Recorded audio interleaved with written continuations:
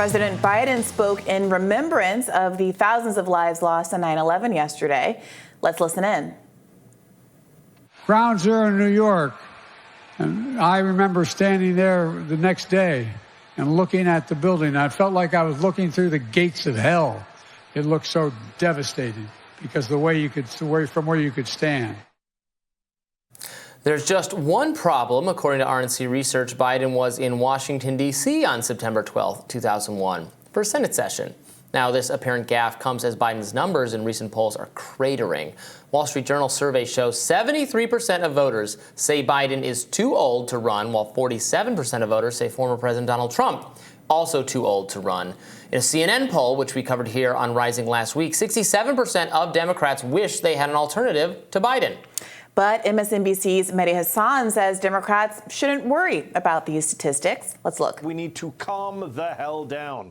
Just hold on. With more than 400 days to go, losing your marbles over a couple of meh polls isn't good for your health and isn't at all justified. Everything's fine. Yeah. Nothing to see here. I don't know that I would evoke the notion of it not being good for your health when we're having a conversation about whether or not Joe Biden is fit for office from a physical and mental cognitive perspective. He's doing self-therapy there because he doesn't want to have to worry. Exactly. It's like, who are you trying to convince? Your audience or yourself? Everything's fine. He's the this is fine dog. 100%. This is fine. 100%. And look, I have seen this level of coping all over the internet. You know, Mehdi Hasan is one of the more left-leaning of the mainstream hosts. It's disappointing to see it from him. Look, the bar is low, but in terms of who they let speak to genuine populist politics on cable news, they've got Mehdi. They put him over on Peacock, so even that is a little bit of keeping him quarantined from the main blob neoliberal establishment cohort over at MSNBC. But I've seen other people who were Bernie surrogates, supporters of progressive politics over the years, supporters of as insurgent campaigns. I saw Robert Reich, who has been a left kind of economic advice figure, come out with an article in The Guardian, I believe just today, talking about how Cornel West is a spoiler and that everyone has to keep their eyes on the prize. I mean, and obviously yesterday we talked about my debate with Crystal and Kyle, who have both been in the past very supportive of third-party efforts and of insurgent campaigns and not voting for the status quo. Kyle Kulinski voted Green Party in the last election cycle.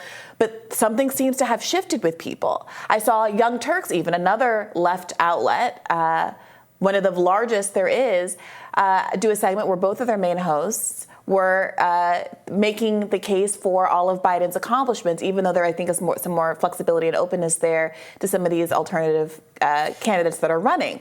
And I got to ask, what is going on? What is in the water where people seem to not really want to take on the reality that the public is frustrated with having these political choices? Why are they saying there's nothing to see here?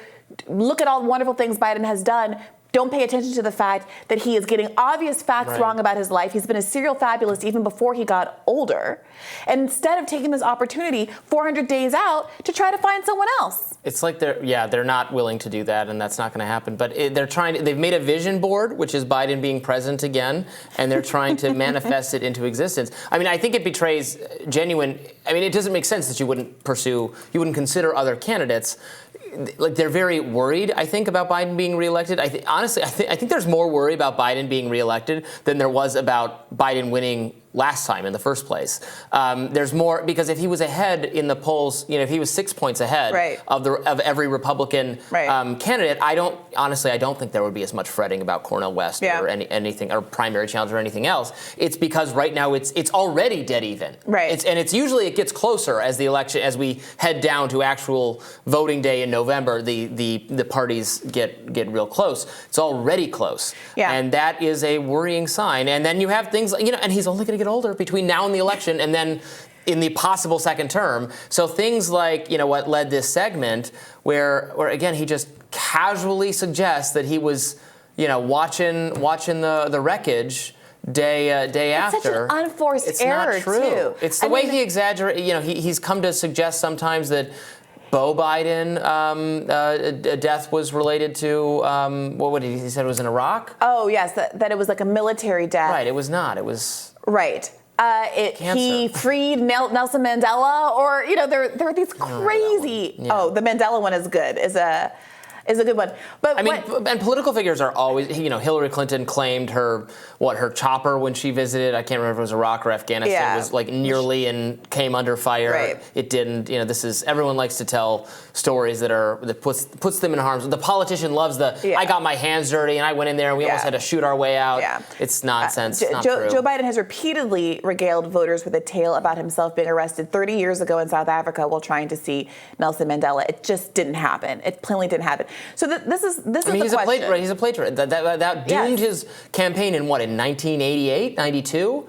When he plagiarized a British political figure's speech. That was what most people knew Joe Biden for, if you knew who Joe Biden was in the 90s and early aughts. So this is the question. I'm having flashbacks to 2016, a time during which legitimate criticisms of Hillary Clinton and her record and the things that she's defended over the years alongside Bill Clinton were all characterized as bad faith smears against her because she's a woman. There was never at any point, despite polls that were actually close back then, people forget this.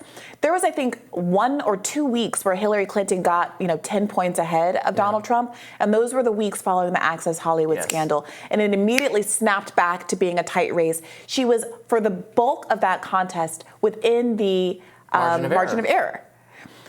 As confident as people were, as confident as the Pod Save bros were announcing that she was going to win, it was never clear cut. And this does seem like a rehash of that. And her polling was even worse in the Midwest states. She ended up losing. Yeah. And the national poll number doesn't even matter. Yeah. And not just because the polls are closed, but because there's a similar denial where people's critiques are only being framed as bad faith and therefore beneath being responded to by the Democratic Party.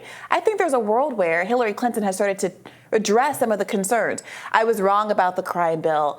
I shouldn't have said my abuela's sister Hillary, some of the cringe identity politics stuff that she had said. There was an opportunity for her to grow and change and show that she was responsive to the people. Some of the things that she said about Bernie Sanders that alienated his movement. She could have moved to the left on some of those issues. She chose, and her camp chose, to say any criticism of me is sexism. The emails. Every criticism of me is sexism. But that didn't work on the voters, and the voters chose just to not come out and vote for her because she behaved with such contempt toward the people she wanted to vote for her. And Joe Biden in The Age feels like very much the same scenario. Yeah, there was a Frank Bruni column. He's a New York Times columnist. I saw yesterday the headline was like, don't worry, Joe Biden's age. Well, Donald Trump is old. And Donald Trump is old, but it doesn't... It's not the age. Right. It's how what the you age are. suggests. Yeah. Yes, it's your cognitive fitness. I'm sorry. Say what you want about Donald Trump. Oh, here it is. Opinion. Why are we so obsessed with Biden's age? That's the headline if you're looking at it in Google or maybe on the homepage. And then when you click on it, the headline is just, Trump is really old, too. It's apples and oranges. It's delusional. In fact, the Monday, I think it was yesterday's, the latest Pod Save America, they were wrestling with this question. And one of those, I think it was Tommy Vitor who was speaking, they brought up this question, and he was like, well, yeah, I mean, chronologically, it's the same. And it's not that the age isn't relevant, but the press should be covering Trump's age, too. And then it would even out. And then to his credit, Jon Favreau was like, well, I don't think it's just about age. Right? There's something a little bit more to it than that. Yeah. But there was a complete and total unwillingness to do anything about it. In this column, Frank Bruni tries to draw an equivalency between Biden's gaffes and his disorientation and not knowing where he is with the kind of sometimes rambling tangent type things Trump will bring up in conversations so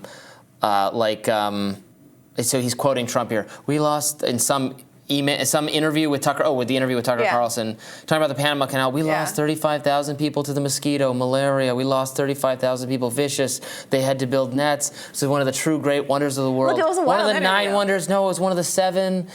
You could make 9 wonders. It's just not the same, and nobody thinks it's the same. So for a couple of reasons, it was a wild interview filled with non sequiturs. But also, one, it's completely aligned with who Trump has always been. Yes. The other 9/11 gaffe news of yesterday was that people were replaying Donald Trump's remarks on the day. And he said some typical like Trumpism. It was a very high building, lots of high buildings in New York. Yeah. You know, something that was tone deaf and not commensurate with the level of tragedy that people were experiencing. But that is literally who he's always been. So with Biden, there does seem to be, he's always been gaffe prone, but a decrease in his sharpness that you can witness over time, even since he was vice president. With Donald Trump, it's wild and unfocused. It's just different, and everyone knows it's different. And also, and Donald Trump is often making jokes, like he's kind of being perhaps inappropriately, as in the 9/11 scenario, but like clearly having a grasp of his humor and what he's doing. Trump with his is words. often vague and often brings in tangents that are. He'll be vague and then he'll be so hyper specific. It's not even really what the question was. That's always been the way he talks. Biden is giving the impression increasingly over time, as you just said, that he might at some points not know exactly where he is or what's the program. He has to get played off the stage with music like it's the Oscars. Yeah. And he just wandered off the stage the other day at that event here. Yeah. Yeah. Well, the White House is ripping the media for fixating on President Biden's age amid his Asia trip, according to Hill reporting. White House Deputy Communications Director Robby posted a copy of President Biden's packed schedule yesterday on Twitter, laying out his day in Vietnam.